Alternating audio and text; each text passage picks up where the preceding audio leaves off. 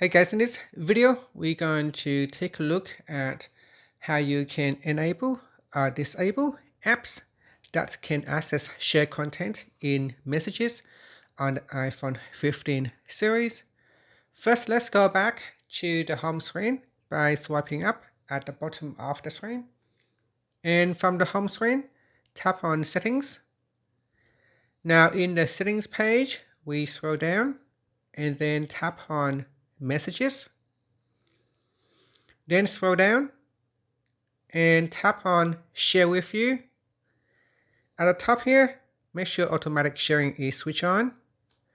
Then go down the list here, select the apps that you want to allow access to content in messages.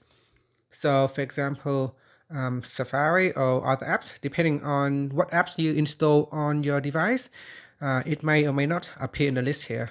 So for example, if I'm going to turn off music, then music will not be able to access the shared content from messages.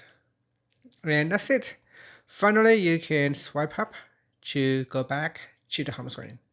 Thank you for watching this video. Please like and subscribe to my channel for more videos.